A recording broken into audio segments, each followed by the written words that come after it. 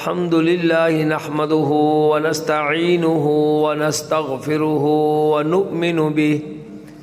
ونؤمن به ونتوكل عليه ونعوذ بالله من شرور أنفسنا ومن سيئات أعمالنا من يهده الله فلا مضل له ومن يضلل فلا هادي له ونشهد أن لا إله إلا الله وحده لا شريك له ونشهد أن سيدنا ومولانا محمدا عبده ورسوله أما بعد فأعوذ بالله من الشيطان الرجيم بسم الله الرحمن الرحيم إنا نحن نزلنا الذكر وإنا له لحافظون وقال الله تبارك وتعالى في مقام آخر وجعلنا ابن مريم وأمه آية وآويناهما إلى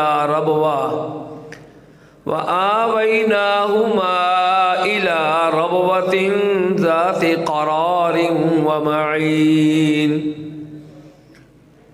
وقال رسول الله صلى الله عليه وسلم إن عيسى لم يمت وإنه راجع إليكم قبل يوم القيامة أو كما قال عليه الصلاة والسلام صدق الله العظيم وصدق رسوله النبي الكريم ونحن على ذلك لمن الشاهدين والشاكرين والحمد لله رب العالمين یا رب صل وسلم دائما ابدا على حبیبک خیر الخلق کلہم۔ ایک مرتبہ درود شریف پڑھ لیں۔ اللہم صل علی سیدنا و مولانا محمد وعلى آل سیدنا و مولانا محمد وبارک وسلم وصل علیہ۔ حضرت مولانا محمد قاسم صاحب، ہمارے مولانا منیر احمد صاحب، مولانا افتخار اللہ شاکر صاحب، دارالعلوم شہابیہ کے جملہ اساتذہ کرام، طلباء اعظام اور سیالکوٹ کے غیور مسلمانوں، سب کی خدمت میں السلام علیکم۔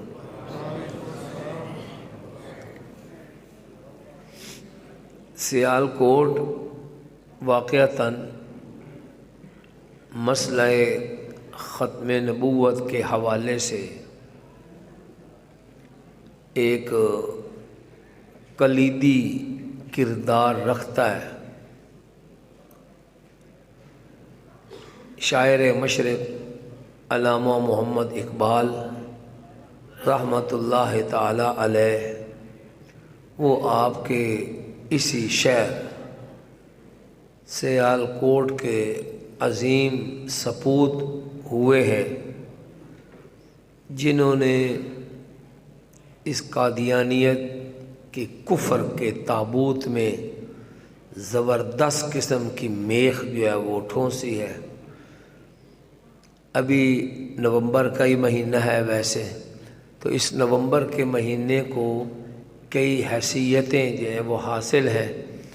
9 نومبر علامہ محمد اقبال رحمۃ اللہ علیہ کا یوم پیدائش بھی ہے غالباً، اور اسی نومبر میں ایک عظیم الشان کام اللہ پاک نے میرے والد ماجد مولانا منظور احمد چنیوٹی رحمۃ اللہ تعالی علیہ سے لیا، تو میرا دل چاہتا ہے کہ وہ لوگ جو اس واقعے سے بھی اور اس کام کی اہمیت سے ناواقف ہیں، آج ان کے ذہنوں کی کچھ آبیاری ہو جائے اور کچھ معلومات کی تازگی ہو جائے۔ الحمدللہ بزرگ جو کچھ فرماتے ہیں وہ اپنے تجربات کی روشنی میں وہ کبھی کبھی وہ ان کی الہامی باتیں ہوتی ہیں۔ والد صاحب رحمۃ اللہ علیہ اکثر یہ فرمایا کرتے تھے کہ کوئی بھی ملک ہے اس کی سرحدیں دو قسم کی ہوتی ہیں۔ ایک جغرافیائی سرحدیں، جو ہمارا زمین کا خطہ ہے یا اس کے آس پاس سمندر ہے، پہاڑ ہے، جو بھی ہمارے حصے میں پاکستان میں آیا تو ان کو جغرافیائی حدود کہتے ہیں۔ اچھا، تو اس کی حفاظت فوج کے ذمہ ہوتی ہے، اور اس اعتبار سے بھی اس سیالکوٹ کو ایک مقام حاصل ہے کہ چونڈا کا محاذ وہ بھارت کے ٹینکوں کے لیے قبرستان بنا، تو یہ بھی اس سیالکوٹ کی مٹی کو یہ اعزاز حاصل ہے کہ اس نے دشمنوں کے قدموں کو آگے نہ بڑھنے دیا۔ بہرحال فوج وہ ملک کی جو جغرافیائی سرحدیں ہوتی ہیں ان کی حفاظت کرتی ہے۔ ابھی ہم آ رہے تھے آپ کے پاس، قریب جب پہنچے تو اس وقت بھی فوج کی نقل و حرکت ہو رہی تھی، چونکہ یہ سرحدی علاقہ ہے تو فوج آتی جاتی رہتی۔ بہرحال جو ہماری فوج ہے، چاہے وہ زمینی فوج ہو یا ہوائی فوج ہو، بحری سمندر کی فوج ہو، ان کا کام ہے اپنے ملک کی جو جغرافیائی سرحدیں ان کی حفاظت کرنا۔ اور علماء اور مدارس کا نظام جو اللہ پاک نے بنایا، یہ لوگ ان مدارس میں بیٹھ کر اپنے ملک کی جو نظریاتی سرحدیں ہوتی ہیں ان کی حفاظت کرتے ہیں۔ ظاہر بات ہے کہ یہ ملک پاکستان یہ بھی ایک نظریے پر قائم ہوا، اور کیا کہتے ہیں کہ یہ ملک ہندوستان اور پاکستان دو نظریوں کی بنیاد پر معرض وجود میں آئے۔ ہمارا نظریہ یہ تھا ہمارے اسلاف کا کہ ہندوستان میں رہ کر وہ مسلمانوں کو نہ تو سیاسی حقوق دیتے ہیں، نہ معاشرتی، نہ معاشی، اور نہ جو ان کے دینی حقوق ہیں ہندو وہ بھی نہیں دیتے، اور بین الاقوامی جو مسلح انسانوں کے رائٹس ہیں، حقوق ہیں، وہ بھی نہیں دیتے۔ تو ایک نظریہ یہ پیش کیا گیا کہ ایک ایسی ریاست جو ہے وہ قائم کی جائے جس کی بنیاد ہو لا الہ الا اللہ محمد الرسول اللہ۔ تو اس کلمہ طیبہ کی جو تقاضے ان کو پورا کرتے ہوئے ایک ایسی ریاست بنائی جائے جس میں مسلمانان پاکستان وہ اپنے جو مذہبی طور طریقے ہیں، اطوار ہیں، عبادات ہیں، ان کو آزادانہ ماحول میں ادا کر سکیں، اپنے رب کے سامنے سجدہ شکر جو ہے بجا لا سکیں۔ تو یہ ایک نظریہ تھا۔ علماء اور مدارس ان کا یہی کام ہے کہ وہ اپنی قوم کا جو نظریہ ہوتا ہے اس کی حفاظت کرتے ہیں، اور غیر قومیں جو اس نظریے کو خراب کرنا چاہتی ہیں یا ان کو ان نظریات کو پارا پارا کر کے اپنے نظریات ٹھونسنا چاہتے ہیں، تو علماء ربانی جو ہے وہ پھر ڈٹ کر وہ اسلام کا دفاع کرتے ہیں، اسلام کے نظریات کا دفاع کرتے ہیں، اور دشمن جو ہے وہ شکست فاش سے دو چار ہو جاتے ہیں۔ ایک مقولہ مجھے بار بار یاد آتا ہے 2003 میں حضرت والد صاحب رحمۃ اللہ علیہ کے ساتھ آخری حج کیا، ان کے ساتھ میرے تو اس کے بعد بھی ہوئے، لیکن والد صاحب 2004 میں وفات پا گئے، تو آخری ان کے حج کے بعد ہم لوگ اکٹھے ہوئے مدرسہ سہولتیہ مکہ مکرمہ، ایک بڑا پرانا وہ مدرسہ وہ ہے، آپ یہ سمجھیں حضرت حاجی امداد اللہ مہاجر مکی رحمۃ اللہ تعالی علیہ نے اس کی بنیاد رکھی تھی۔ تو وہ جو مدرسہ ہے ہمارے بزرگوں کا، اب اس کو آپ یہ کہہ لیں تقریباً 150 سوا 100 سال ہو گیا اس مدرسے۔ تو ہمارے جتنے بزرگ ہندوستان پاکستان ادھر ادھر سے جاتے تھے، ان کا قیام وہاں پر ہوتا تھا جو بزرگ تھے۔ تو یہ حضرت مولانا طلحہ کاندھلوی رحمۃ اللہ تعالی علیہ، حضرت شیخ الحدیث مولانا محمد زکریا کاندھلوی رحمۃ اللہ علیہ، جنہوں نے تبلیغ نصاب فضائل اعمال مرتب کی ہے، تو ان کے یہ صاحبزادے تھے مولانا طلحہ کاندھلوی۔ ان کے ساتھ جمعہ کا دن تھا، جمعہ کے بعد ملاقات ہوئی دوپہر کے کھانے پر، تو جو جملہ انہوں نے ارشاد فرمایا، انہوں نے فرمایا مولانا چنیوٹی صاحب، اس وقت دنیا میں جو بگاڑ پیدا ہو چکا ہے، اس وقت دنیا میں جو بگاڑ پیدا ہو چکا ہے، میرے ذہن میں اس کا ایک ہی علاج ہے کہ دنیا کے چپے چپے پر مکاتب قرآنیہ کا جال بچھا دیا جائے۔ الحمدللہ یہ مدارس دینیہ یہ آپ کے ایمان کی، آپ کے نظریات کی حفاظت کر رہے ہیں، اور ماحول کا کتنا اثر ہوتا ہے۔ وہ میرا پوتا ہے بڑا، تقریباً 4.5 سال عمر ہے، تو عبدالحفیظ اس کا نام رکھا حضرت شیخ عبدالحفیظ مکی رحمۃ اللہ علیہ کی یاد میں۔ وہ اکیلا اپنے کمرے میں وہ نعرہ لگا رہا ہے، تاج و تخت ختم نبوت زندہ باد، تاج و تخت ختم نبوت زندہ باد۔ تو یہ ماحول ہے جو ایک ایسی سوچ جو ہے نا اس کو تیار کرتا ہے۔ ہاں، قرآن پاک، اس میں اللہ پاک نے ایک بڑا دعویٰ کیا۔ دعویٰ کیا ہے؟ اللہ پاک فرماتے ہیں کہ ہم نے ہی اس قرآن پاک کو نازل کیا ہے اور ہم ہی اس کی حفاظت کرنے والے ہیں۔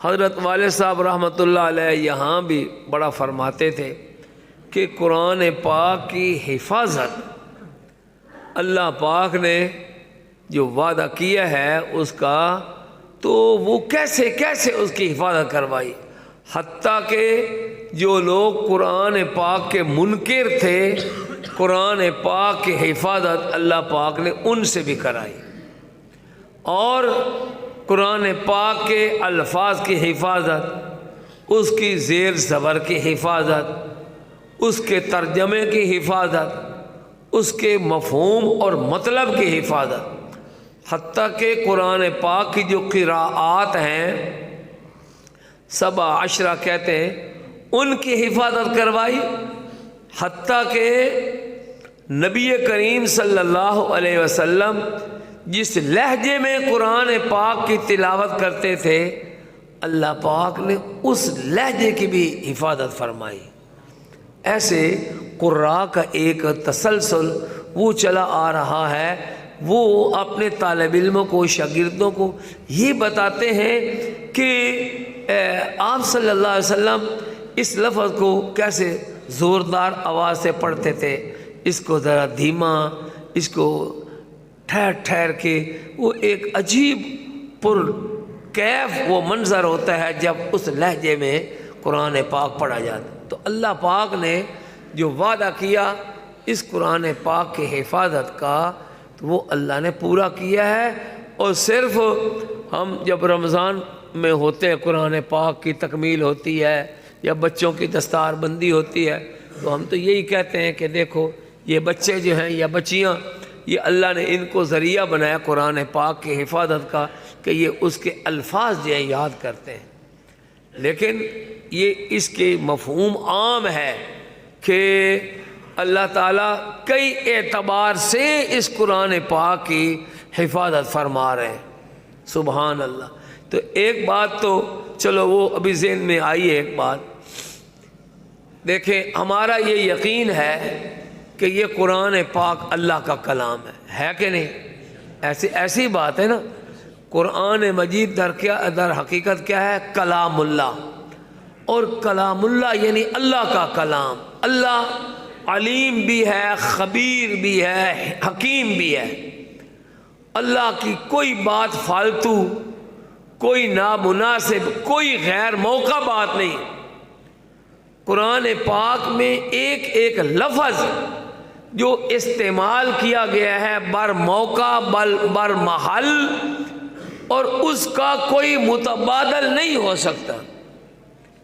کہتے ہیں کہ سورۃ نمل، یعنی جیسے الحمدللہ علماء، مسلمانوں کے علماء وہ قرآن پاک کی حفاظت پر لگے ہوئے نا، ایسے عیسائی اور یہودی وہ قرآن پاک کے اوپر اعتراضات کرتے رہتے ہیں اور خامیاں تلاش کرتے رہتے ہیں، حالانکہ یہ قرآن پاک وہ کلام ہے کہ اس کا چیلنج وہ پتہ نہیں 3 سال بیت اللہ شریف کے دروازے پر لٹکا رہا، کسی نے آ کر اس صورت کے مقابلے میں کوئی صورت نہ لکھی۔ تو قرآن پاک کا چیلنج آج بھی موجود ہے، کوئی اس میں میم میخ نہیں نکال سکا، لیکن بہرحال یہودی کوشش کرتے رہتے۔ اب انہوں نے کوشش کیا کی، سورۃ نمل میں ایک آیت ہے، اور جس کی وجہ سے اس سورت کا نام ہے سورۃ نمل، اس میں نمل یعنی چیونٹی کا ذکر ہے۔ وہ کیا ہے؟ یا ایھا النمل ادخلوا مساکنکم لا یحطمنکم سلیمان وجنودہ وہم لا یشعرون۔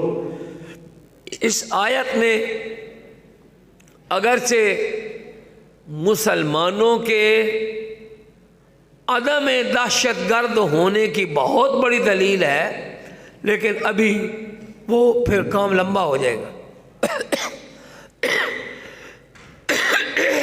تو میں اس پوائنٹ پر آتا ہوں کہ یہودیوں نے اس آیت کے ایک لفظ پر اعتراض کیا۔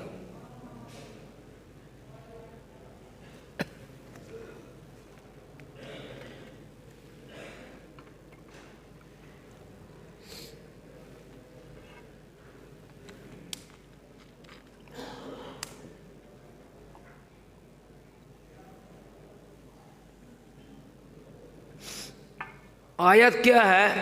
بسم اللہ الرحمن الرحیم، یا ایھا النمل ادخلوا مساکنکم، اے چیونٹیو تم اپنے بلوں میں گھس جاؤ، لا یحطمنکم سلیمان، کہ کہیں حضرت سلیمان علیہ السلام وہ اور وجنودہ اور ان کا لشکر جو ہے وہ تمہیں کہیں کرشی نہ کر دے، وہم لا یشعرون، اس حال میں کہ ان کو تو پتہ ہی نہیں ہوگا کہ ہمارے پاؤں کے نیچے کو چیونٹیاں آ رہی ہیں یا نہیں آ رہی۔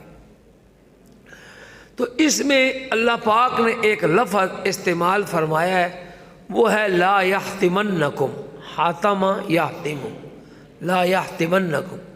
اب اس کا معنی ہے، حاتم یحتم کا معنی ہے مسمار کرنا، کریش کرنا، ٹکڑے ٹکڑے کر دینا، کچل دینا۔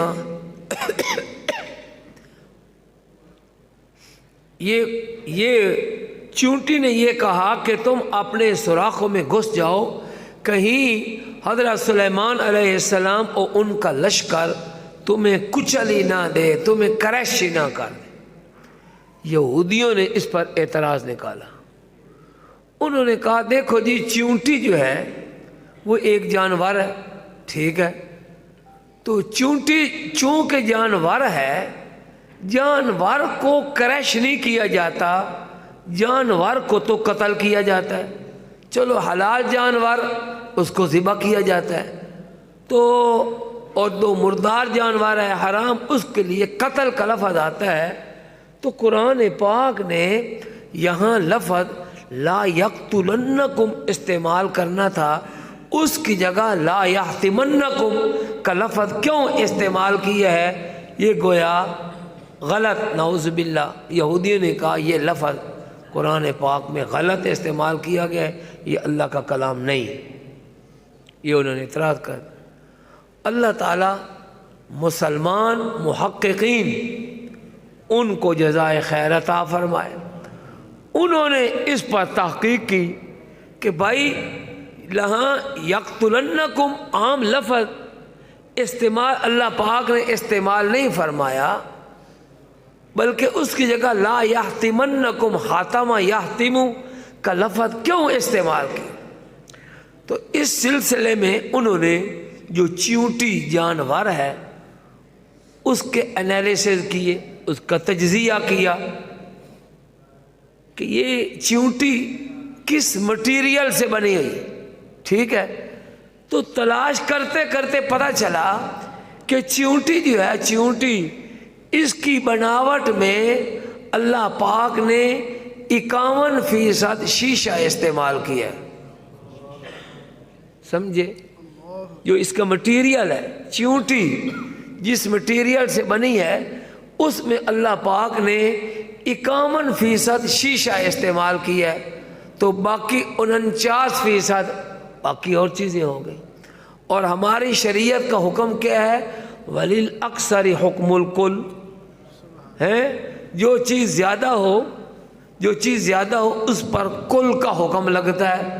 تو چونکہ چیونٹی کے اجزائے ترکیبی میں اکثریت اجزاء جو ہیں وہ شیشہ ہے، تو شیشے کو تو قتل نہیں کیا جا سکتا، شیشے کو تو کریش کیا جا سکتا ہے، اس لیے قرآن پاک نے یہاں پر لا یقتلنکم کا صیغہ استعمال نہیں فرمایا، بلکہ لا یحتمنکم کا صیغہ استعمال فرمایا۔ حضرات محترم، علماء اسلام وہ قرآن پاک کی اس طرح حفاظت کر رہے ہیں، ایسی ہی ایک حفاظت کا کام اللہ پاک نے ہمارے والد صاحب رحمۃ اللہ تعالی علیہ سے لیا۔ اللہ تعالیٰ کروڑوں رحمتیں ان کے اوپر نازل فرمائے۔ بڑا تعلق تھا ان کا سیال کوٹ کے ساتھ، ابھی حکیم محمود احمد ظفر صاحب ہیں، وہ تشریف لائے تھے، کہتے میں تمہیں ملنے کے لیے آیا تھا، والد صاحب کے ساتھ بڑے ان کے تعلقات رہے، جرمنی اسپین وغیرہ کے اکٹھے سفر ہوئے، تو کہتے ہیں میں تو جلسہ جو سننا ہے تمہیں ملنے آئے، مجھے مل کے تو چلے بھی گئے۔ تو بڑے بڑے لوگ یہاں سیال کوٹ میں بیٹھے ہیں، علامہ خالد محمود صاحب میں نے بتایا، علامہ اقبال اور کیا کیا بڑے بڑے لوگ ہیں۔ تو اب کیا ذکر کیا جائے، آپ کی انجمن جو میں نے پہلی مرتبہ سنی، صبح وہاں بھی انہوں نے بلایا حکیم عبدالواحد صاحب، ماشاء اللہ، وہ جو انجمن ہے اسلامیہ وہ 1901 میں قائم ہوئی ہے۔ آپ کی سیال کوٹ کی انجمن 1901 میں، انجمن اسلامیہ 1901 میں قائم ہوئی ہے، اور 1910 سے وہ مسلسل سالانہ کانفرنسیں کروا رہی ہے۔ تو کیسے کیسے لوگ ہیں یہاں پر۔ اللہ پاک نے مولانا چنیوٹی سے کیا کام لیا؟ قادیانی وہ آپ نے سنتے رہتے ہیں، کیا ہمارے ان کے ساتھ جھگڑے اختلافات ہیں۔ ابھی ہم سمڑیال میں تھے، وہاں بھی بچوں کو بتایا، موٹی بات تو یہ ہے کہ وہ دکھ یہ دیتے ہیں کہ ہمارا اور مسلمانوں کا آپس میں کوئی فرق نہیں ہے۔ میں کہتا ہوں دنیا کا یہ سب سے بڑا جھوٹ ہے، فرق بڑے واضح ہیں۔ وہ یہ کہ ہم سلسلہ ختم نبوت کو آقا نامدار حضرت محمد مصطفیٰ صلی اللہ علیہ وسلم پر ختم مانتے ہیں، بند مانتے ہیں، قادیانی سلسلہ نبوت کو جاری مانتے ہیں، اور مرزا غلام احمد قادیانی کو اللہ کا نبی مانتے ہیں۔ ہم سیدنا عیسیٰ علیہ السلام کو زندہ آسمان پر موجود مانتے ہیں۔ قادیانی کہتے ہیں کہ عیسیٰ علیہ السلام فوت ہو گئے ہیں اور اب مرزا غلام احمد قادیانی ان کی جگہ عیسیٰ ابن مریم بن گیا ہے۔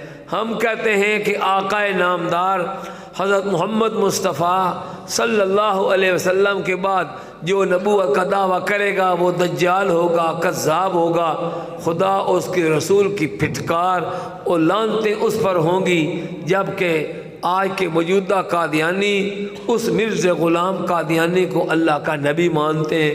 یہ ہیں ہمارے ان کے ساتھ اختلافات۔ اچھا، اب سارے اختلافات کو ایک وقت میں بیان نہیں کیا جا سکتا، تو میں ایک رخ کو لیتا ہوں، اور وہ یہ ہے کہ مرزا قادیانی کے جہاں اور اوٹ پٹانگ دعوے ہیں، تو پہلے اس نے دعویٰ کیا کہ اللہ پاک نے مجھے حضرت عیسیٰ علیہ السلام کا ظل، ان کا سایہ بنایا ہے۔ پھر کہا کہ اللہ پاک نے مجھے بے عین ہی عیسیٰ ابن مریم بنا دیا ہے۔ یہ اب انہوں نے دعویٰ ٹھوک دیا۔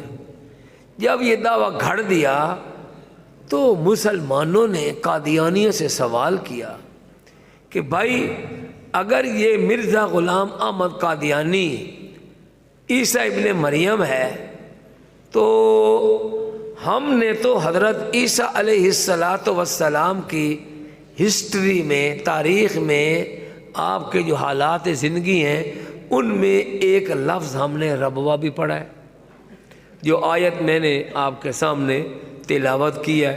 پہلی آیت کا مفہوم تو ہو گیا، اللہ پاک کیسے کیسے حفاظت کر رہے ہیں، اور اسی کا ایک شکل ہوگی جو اللہ پاک نے مولانا منظور احمد چنیوٹی رحمۃ اللہ تعالی علیہ سے کام لیا۔ تو مسلمانوں نے قادیانیوں سے سوال کیا کہ اللہ پاک نے حضرت عیسیٰ علیہ السلام کی تاریخ میں بطور ایک نعمت کے، بطور ایک معجزہ کے، اور بطور آپ نے ایک انعام کے ایک چیز ذکر کی ہے، اور وہ یہ ہے سورۃ نور میں اللہ پاک فرماتے ہیں وَجَعَلْنَا ابْنَ مَرْيَمَ وَأُمَّهُ آیَةً، کہ بنایا ہم نے ابن مریم کو یعنی عیسیٰ علیہ السلام کو، وَأُمَّهُ، اور ان کی والدہ کو، آیتاً، اپنی قدرت کی نشانیوں میں سے ایک نشانی بنایا۔ کیسے نشانی بنایا؟ ایسے کہ جیسے آج قادیانی حضرت عیسیٰ علیہ السلام کی ذات کے دشمن ہیں، تو حضرت عیسیٰ علیہ السلام کے زمانے میں یہودی آپ کی ذات کے دشمن تھے، حتیٰ کہ وہ آپ کو بچپن میں قتل کرنے کی منصوبہ بندی کرنے لگ گئے۔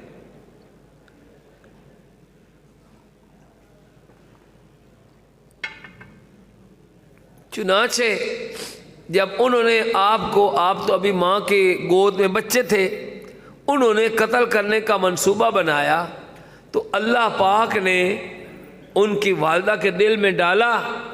ان کی والدہ نے اپنے بیٹے کو اٹھایا۔ تاریخ میں لکھا ہے کہ فلسطین میں ایک جگہ اس کا نام ہے بیت اللحم، بیت اللحم میں آپ پیدا ہوئے تھے، تو آپ نے گھر سے لیا، اور گھر سے کو 10 12 14 کلومیٹر کے فاصلے پر ایک جگہ تھی ٹیلا، اونچا سارا ٹیلا، جس کو عربی میں ربوہ کہتے ہیں۔ اس ٹیلے پر لے گئی۔ کیوں وہاں پر لے گئی؟ اس لیے کہ وہ جو ٹیلا تھا اس کے آس پاس درخت تھے، تو درختوں میں بندے چھپ جاتے ہیں، دشمن کی نگاہ سے بچ جاتے ہیں۔ وہاں پانی بھی تھا، وہاں انہوں نے جا کر اپنے بیٹے کے ساتھ پناہ لے لی۔ دشمن بادشاہ جو تھا یہودی، وہ 12 سال کوشش کرتا رہا کہ عیسیٰ علیہ السلام ان کے ہتھے چڑھ جائیں اور وہ ان کو قتل کر دیں، تاکہ یہودیوں کی جو جھوٹی سلطنت چل رہی ہے وہ یعنی ان کو آ کر زوال نہ ہو جائے۔ مگر وہ یہودی بادشاہ 12 سال تک اس نے اپنی ایڑی چوٹی کا زور لگا لیا، وہ ان کو تلاش نہ کر سکا، اور نہ آپ کو قتل کر سکا۔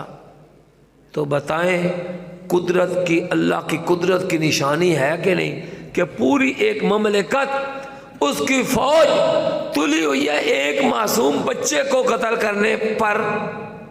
کرنے کے لیے 12 سال جدوجہد کرتی رہی پوری حکومت، اور اللہ پاک کی اکیلی ذات ان کو بچانا چاہتی تھی۔ یہودی آپ کو نہ بچپن میں قتل کر سکے، نہ آپ کی 33 سال کی عمر میں آپ کو قتل کر سکے۔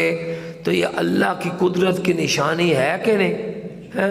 پنجابی آختے ہیں نہ جنہوں رب رکھے ان کون چکھے ہے۔ تو اللہ پاک اس کو اپنی قدرت کی نشانی بتا رہے ہیں کہ اللہ پاک نے کیسے جو ہے ان کی حفاظت فرمائی حضرت عیسیٰ علیہ السلام کی۔ تو اللہ پاک فرماتے ہیں ہم نے عیسیٰ علیہ السلام اور ان کی والدہ کو اپنی قدرت کی نشانیوں میں سے ایک نشانی بنایا، وَآوَيْنَاهُمَا، اور ہم نے ان کو پناہ دی، اِلَىٰ رَبْوَةٍ، ایک ٹیلے پر، ذاتی قرار، جو امن والی جگہ تھی، وَمَعِينٍ، اور چشمے والی جگہ تھی۔ اب یہ آیت حضرت عیسیٰ علیہ السلام کی شان میں نازل ہوئی۔ اب یہ آیت تو نازل ہوئی حضرت عیسیٰ علیہ السلام کی شان میں، تو یہ ربوہ جو فلسطین میں تھا وہ چنیوٹ کیسے آ گیا، پاکستان کیسے آ گیا؟ سوال بنتا ہے کہ نہیں؟ تو جناب قادیانیوں نے یہ دعویٰ تو کر دیا کہ مرزا غلام احمد قادیانی عیسیٰ ابن مریم ہے، مگر ان سے سوال کیا گیا کہ بھائی وہ مرزا قادیانی اگر عیسیٰ ابن مریم ہے تو اس کی ہسٹری میں تو ربوہ کا ذکر ہی کوئی نہیں آتا، اس کی ہسٹری میں یا قادیان کا نام آتا ہے یا لاہور کا یا سیالکوٹ کا، سیالکوٹ سے پھر واپسی لاہور، اور لاہور میں مرا اور جا کر قادیان میں دفن ہو گیا۔ اور خواب کیا دیکھتا تھا؟ کہتا تھا ہم مکے میں مریں گے یا مدینے میں۔ ہمارے والد صاحب رحمۃ اللہ علیہ فرمایا کرتے تھے کہ مرزا قادیانی کو مکہ مدینہ میں مرنا تو کجا، مکہ مدینہ دیکھنا بھی نصیب نہ ہو۔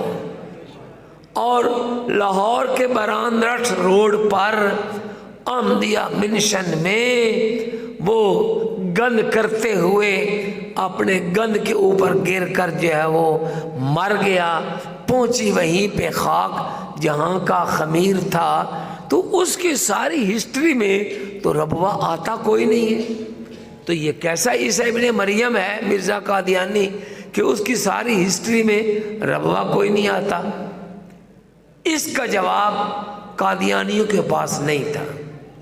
چنانچہ جب قادیانی وہ ہندوستان ٹوٹ گیا، الگ ہو گیا، تو ان کو قادیان، یہ قادیان کو لکھتے تھے قادیان دارالامان، کہتے تھے وَمَن دَخَلَهُ كَانَ آمِنًا، یہ قادیان کے بارے میں آیت نازل ہوئی ہے، اور کہتے تھے جو یہاں آ گیا امن میں آ گیا۔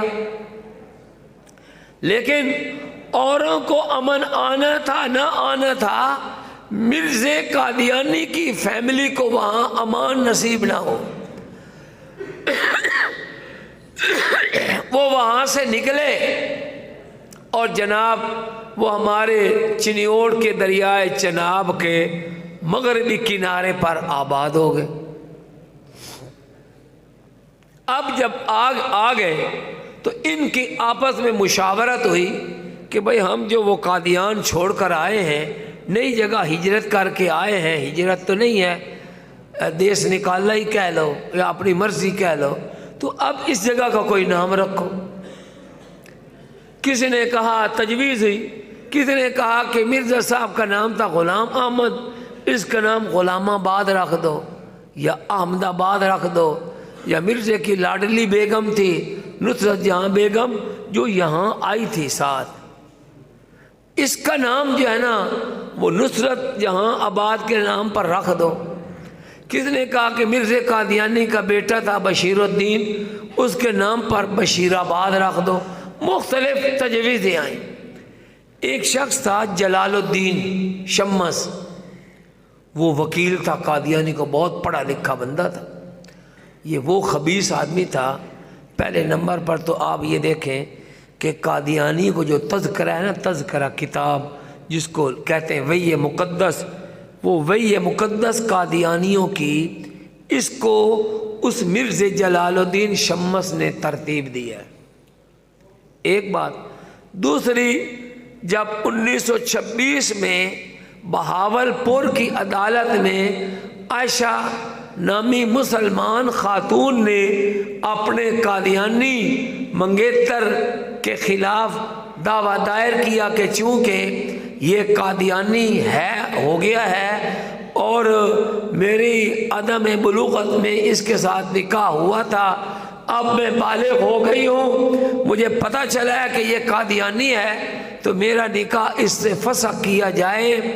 وہ جو مقدمہ چلا، مسلمانوں کی طرف سے وکیل پیش ہوتے تھے اور ان کی معاونت کے لیے علامہ انور شاہ کشمیری رحمۃ اللہ تعالی علیہ پیش ہوتے تھے ان کی علمی معاونت کے لیے۔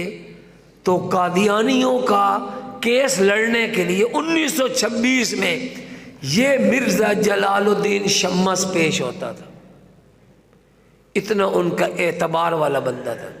اور یہ وہ بندہ تھا جو 1920 میں فلسطین گیا تھا اور اس نے وہاں پر جا کر قادیانیت کی گمراہی جو ہے پھیلائی تھی۔ تو اب وہ جس مجلس میں اس شہر کا نام رکھا جانے لگا تو اس جلال الدین نے کہا کہ اس جگہ کا نام رکھو ربوہ۔ سمجھا آپ نے؟ لوگوں نے، قادیانی نے پوچھا بھائی ربوے کا کیا مطلب ہے، ربوے کا کیا مطلب ہے؟ تو مرزا وہ جو تھا جلال الدین شمس، اس نے کہا ربوہ کا معنی ٹیلا، پنجابی میں ٹبا، ٹبا جانتے نا، ایک برابر زمین آپ مٹی ڈال دیں، 2-4 ٹرالیاں رکھ دیں، بارش آ جائے لوگ اٹھا کر نہ لے جائیں تو وہ کیا کہتے ہیں، ایک ٹبا بن گئے، ابری ہوئی جگہ یا ٹیلا۔ تو اس نے کہا بھائی اس کا معنی تو ربوہ کا معنی ہے ٹیلا۔ تو قادیانی نے کہا یہ کیا ہوا، ٹبا یا ٹیلا کوئی نام ہے، کوئی اچھا سا نام رکھو۔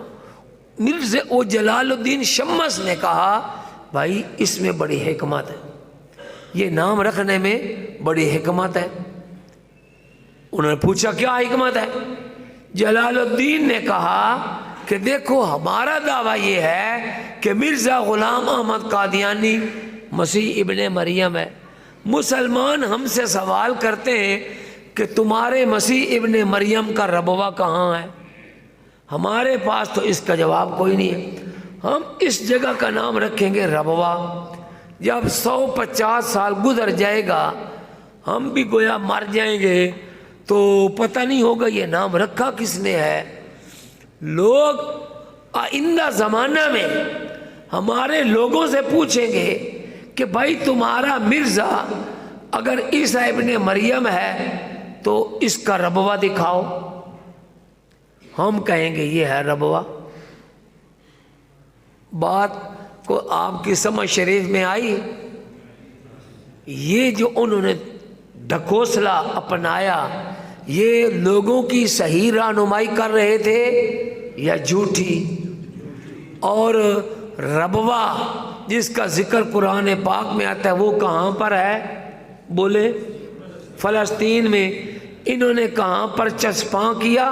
چنیوٹ دریائے چناب کے مغربی میں کنارے پر ایک جگہ کا خود نام رکھ کر وہ آیت کو اس پر چسپاں کیا۔ یہ قادیانی نے صحیح کیا یا غلط کیا؟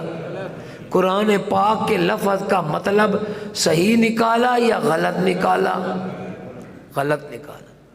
والد صاحب رحمۃ اللہ علیہ افریقہ گئے 1976 میں 78 میں، وہاں جب قادیانیوں کے پول کھولے تو یہ ربوے والی بات بھی بتائی تو وہ چونکے قادیانی، وہاں کے جو کالے کالے افریقی قادیانی ہوئے تھے وہ چونکے.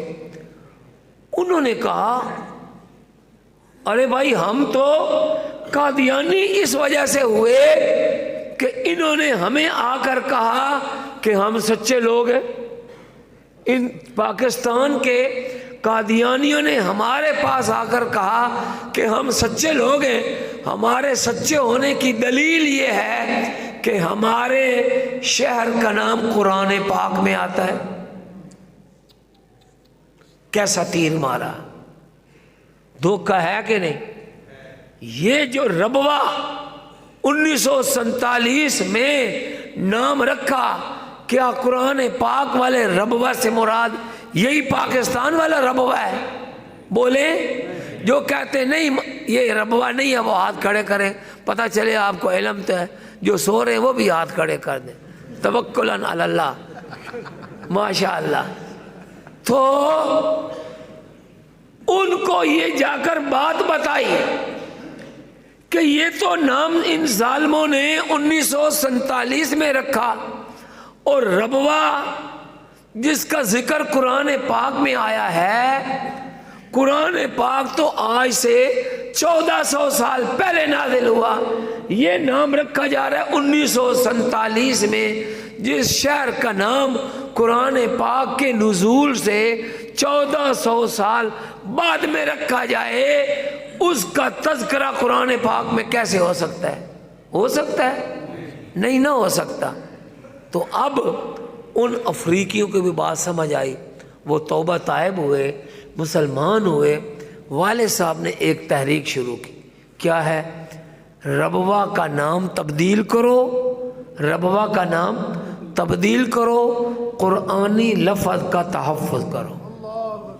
نعرہ تکبیر، تاجدار ختم نبوت مولانا الیاس چنیوٹی صاحب، سفیر ختم نبوت مولانا منظور احمد چنیوٹی، انٹرنیشنل ختم نبوت مومنٹ. حضرات محترم، یہ والد صاحب نے 1976 میں یہ تحریک چلا دی، اس سے پہلے چلا دی. پھر جب افریقہ میں جا کر دیکھا کہ اس ایک لفظ کی غلط تشریح کرنے کی وجہ سے وہاں پر ہزاروں لوگ قادیانی ہو رہے ہیں، تو والد صاحب نے اس تحریک کو تیز کر دیا کہ ربوہ کا نام تبدیل کرو، قرآنی لفظ کا تحفظ کرو. الحمدللہ تقریباً 30 سال مولانا منظور احمد چنیوٹی رحمۃ اللہ علیہ نے یہ تحریک چلائی.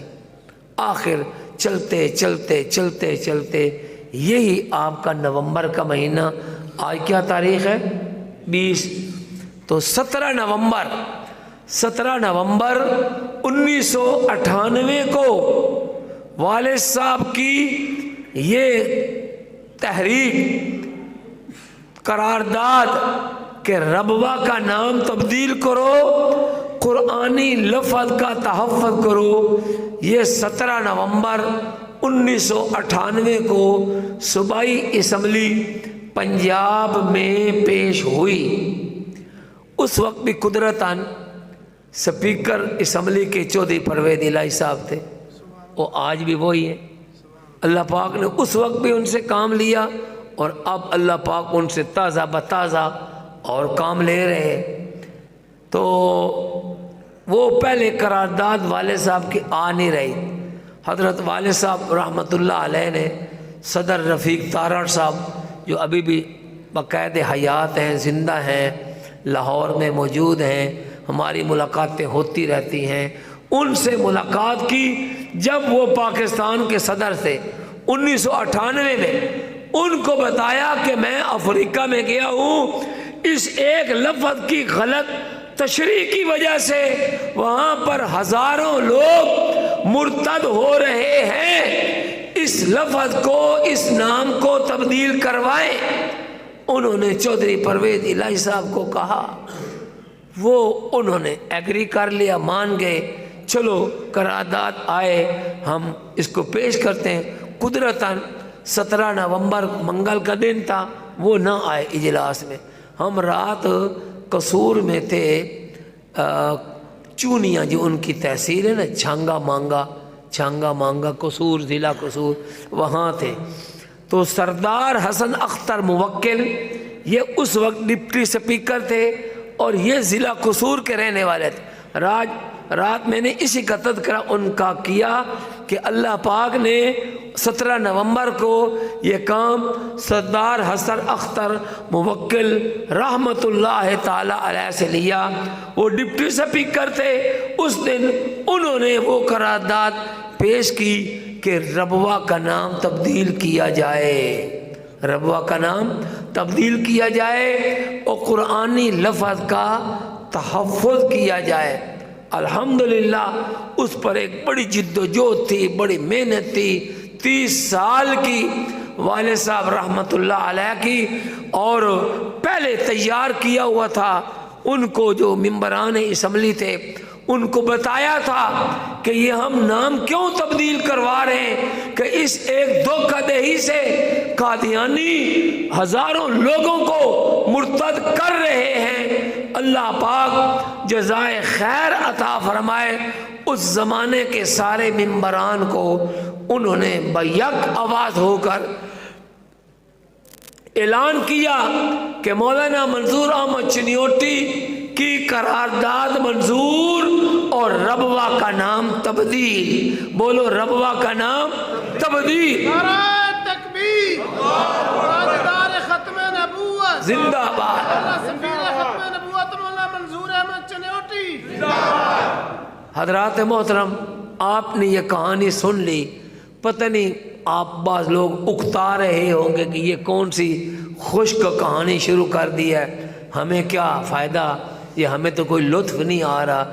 جن لوگوں نے اس پر محنت کی ہے نا، ان سے پوچھو ان کو کیسا لطف آیا اور کیسا دل کو قرار آیا۔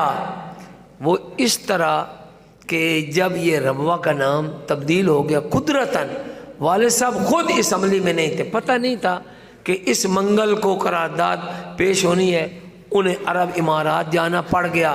تو وہ کچھ 2-4 دن ہی ہوئے تھے ان کو وہاں گئے ہوئے، تو ادھر سے منگل کے دن 17 نومبر کو قرارداد پاس ہو گئی۔ 18 نومبر کو نوائے وقت کی بہت بڑی سرخی لگ گئی۔ صوبائی اسمبلی پنجاب نے مولانا منظور احمد چنیوٹی کی قرارداد کو منظور کر لیا، ربوہ کا نام تبدیل۔ میں نے وہ اخبار کی کٹنگ، اس زمانے میں فیکس ہوتی تھی، یہ واٹس ایپ وغیرہ تو نہیں ہوتے تھے 98 میں، تو میں نے فیکس وہاں پر بھیجی۔ والد صاحب اس وقت بھی کار میں سفر کر رہے ہیں۔ جس بزرگ کے پاس وہ فیکس پہنچی وہ ہمارے مردان کے ایک مولانا اسماعیل صاحب ہیں، والد صاحب پار ہوتی ایک جگہ وہاں کے رہنے والے، تو ان کی مسجد قصیص میں وہاں ٹھہرے ہوئے تھے، اور ان کے سسر تھے مولانا فہیم صاحب، غالباً فوت ہو گئے۔ وہ انہوں نے خبر پڑھی اور فون پر آگے مولانا چنیوٹی کو بتائی۔ مولانا چنیوٹی کار میں سفر کر رہے تھے، وہ اس وقت وہاں موبائل آ گئے تھے، میرے ساتھ انہوں نے رابطہ کیا، مجھ سے پوچھا کہ بھائی وہ کیا خبر ہے، کیا تم نے بتایا؟ میں نے کہا ابا جی آپ کو مبارک ہو کہ آپ کی قرارداد منظور ہو گئی ہے اور حکومت نے فیصلہ کر دیا کہ ربوہ کا نام اب تبدیل ہو جائے۔ تو میں نے جب 2-3 مرتبہ ان کو بتایا نا تو وہ مان نہیں رہے تھے، تسلی نہیں ہو رہی، بلکہ الٹا وہ مجھے وہ ایسے کہہ لیں جذبات میں آ کر نا مجھے برا بھلا کہنے لگے کہ تم تو پاگل ہو، تمہیں تو کوئی پتہ نہیں ہے، تم جھوٹ بول رہے ہو۔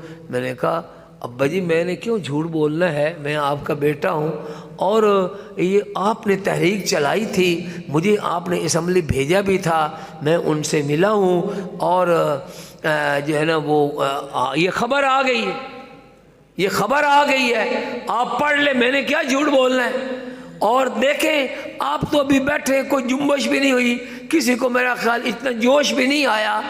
قادیانیوں کو کتنی تکلیف ہوئی جس 17 نومبر کو یہ قرارداد پاس ہوئی، تو BBC London voice of Germany, voice of America, وہ اسمبلی کے اندر آ گئے، اور وہ جو قائد حزب اختلاف تھا سعید احمد خان منہیس، اس کا مجھے فون آیا کہ وہ BBC لندن والے، وائس آف جرمنی والے اور وائس آف امریکہ والے وہ میری میز کے اوپر چڑھ کے بیٹھے ہوئے مکے مار رہے ہیں کہ تم بڑے دقیانوس لوگ ہو، کہ قادیانیوں کا ایک شہر تھا جس کا نام قرآن پاک میں آتا تھا، ظالموں تم نے وہ بھی تبدیل کروا دیا۔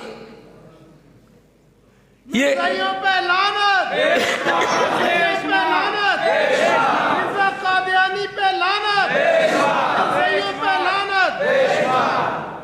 سیالکوٹ والوں کو کوئی نعرہ نہیں آتا، وہ نارمل سے نعرہ لگا رہے ہیں۔ ماشاءاللہ، استاد فرمایا کرتے گھگو بیٹھے اللہ اکبر، زندہ آباد، بے شمار بے شمار، زندہ باد حضرات محترم۔ تو وہ پریشان ہو گئے بیچارے، وہ جو خود ہمارے بندے تھے نا MPA، جنہوں نے والد صاحب کی طرف سے قرارداد پیش کی تھی، اب وہ پریشان ہیں، وہ BBC لندن کو جواب کیا دیں، وائس آف امریکہ کو جواب کیا دیں۔ انہوں نے مجھے کہا آپ بتائیں ہم ان کو کیا بتائیں۔ میں نے کہا ان کو یہی بتاؤ کہ یہ قادیانیوں کا جو دجالی کاروائی تھی، ان کی دھوکہ دہی تھی، اس دھوکہ دہی کو ہم نے ختم کرنا تھا کہ ربوہ سے مراد تم جو اپنا چنیوٹ والا لیتے ہو وہ ربوہ نہیں ہے، اس سے مراد تو وہ فلسطین والا ربوہ ہے۔ ہم نے قادیانیوں کا ناقدہ بند کرنا ہے، وہ جو گمراہ کر رہے تھے الحمدللہ اس کے اوپر مہر جو ہے وہ لگائی گئی، میخ جو ہے وہ ٹھونسی گئی۔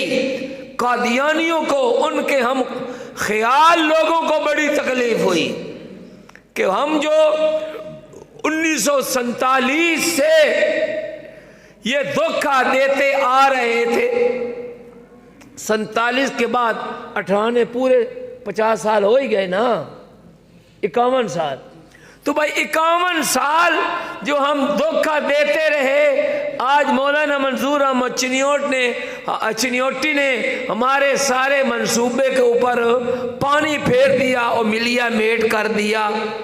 قادیانی کو یہ تکلیف اور ہمارے والد صاحب کو کیسے خوشی۔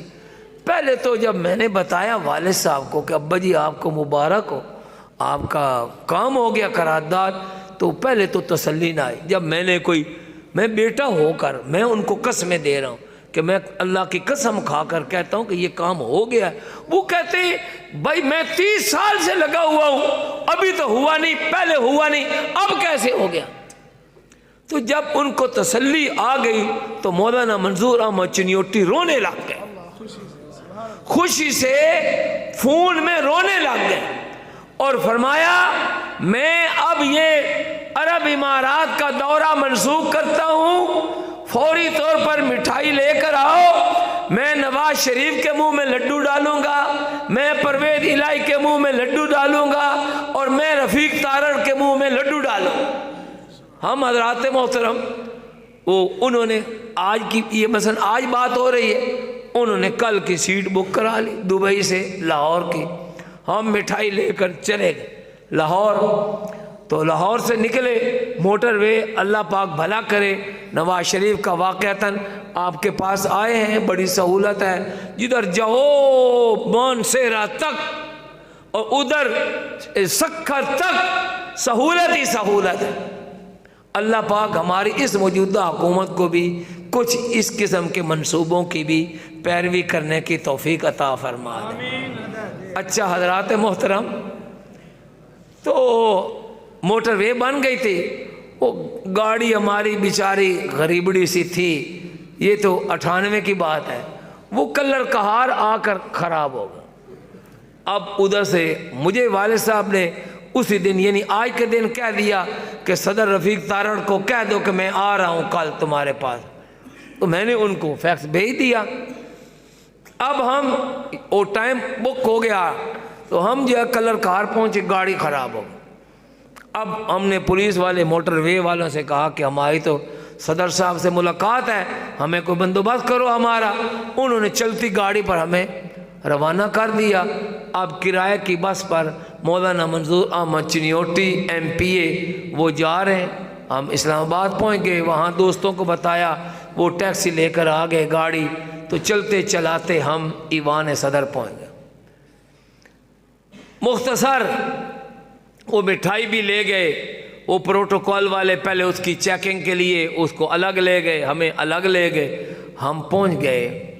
تو اب چونکہ وہ گاڑی خراب ہونے کی وجہ سے کچھ دیر ہو گئی تھی، آدھا گھنٹہ، اتنے میں صدر صاحب کی کوئی اور ملاقات آ گئی، تو وہ اب ہماری ملاقات کو آدھا گھنٹہ لیٹ ہو گئے۔ ہم وہاں بیٹھے انتظار گاہ میں، وہ چائے لے آئے، بسکٹ لے آئے، کو آدھا پیالہ چائے کا پیا والد صاحب نے، وہ بسکٹ کھا رہے تھے، تو ادھر سے پیغام آیا کہ صدر صاحب انتظار کر رہے ہیں۔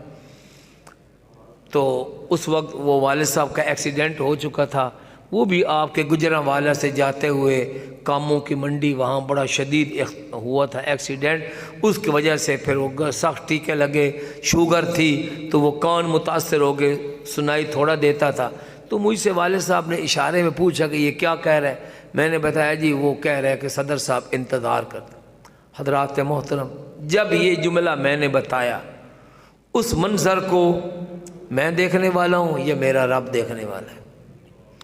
وہ پھر مولانا چنیوٹی نے یہ نہیں سوچا کہ صدر کی چائے آئی ہوئی ہے، پیالی ختم ہی کرو، وہ پیالی ہاتھ سے گر گئی، پیالی ہاتھ سے گر گئی، بسکٹ گلے میں پھنس گیا، رومال تھا وہ مونڈے پر ڈالا، اور کھانستے کھانستے، وہ ساتھ والا کمرہ تھا وہاں چلے گئے۔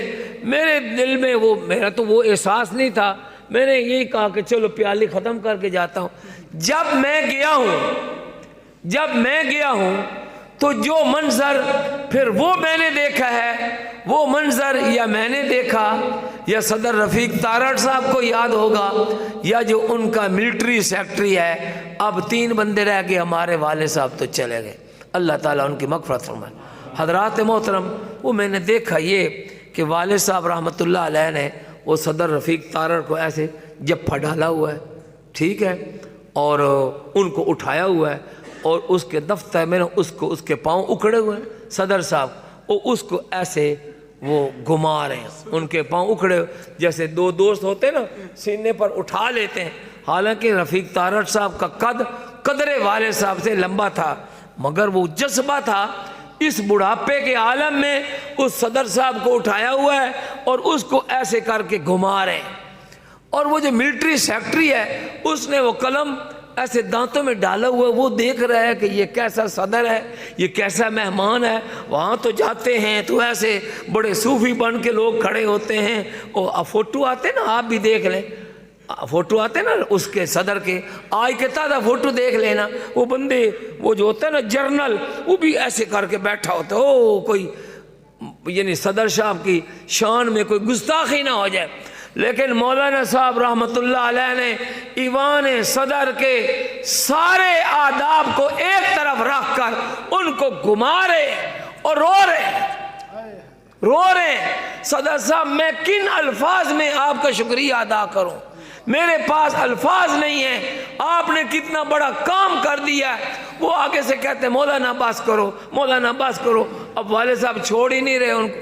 آخر وہ جب دل بھر گیا ان کو چھوڑا، وہ کرسی پر بیٹھے تو والد صاحب ان کا ماتھا چوم رہے ہیں، ان کی داڑھی چوم رہے ہیں، ان کے رخسار چوم رہے ہیں، اور ادھر سے رومال سے اپنے آنسو پونجھ رہے ہیں۔ یہ کیا ہے؟ یہ ہے محافظین قرآن۔ مولانا چنیوٹی کو تکلیف تھی کہ اس لفظ ربوہ کا استعمال قادیانی غلط کر رہے ہیں، گمراہ کر رہے ہیں۔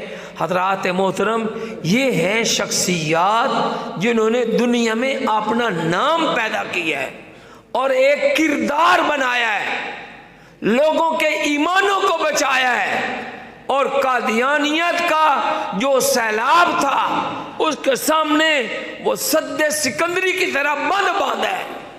بڑے سارے لوگ زندہ ہیں اس وقت جو یہ کہتے ہیں کہ اگر مولانا منظور احمد چنیوٹی ہمارے پاس نہ آتے، ہمارا گاؤں قادیانی ہوتا، ہم بھی قادیانی ہوتے۔ اللہ تعالیٰ اس نومبر کے مہینے کے حوالے سے ہم دعا گو ہیں، اللہ پاک علامہ محمد اقبال رحمۃ اللہ تعالی علیہ ان کی بھی مغفرت فرمائے، اور ہمارے والد صاحب رحمۃ اللہ تعالی علیہ کی بھی مغفرت فرمائے، اور اللہ پاک ہمیں ان کے نقش قدم پر چلنے کی توفیق عطا فرمائے۔ وآخر دعوانا ان الحمد للہ رب العالمین۔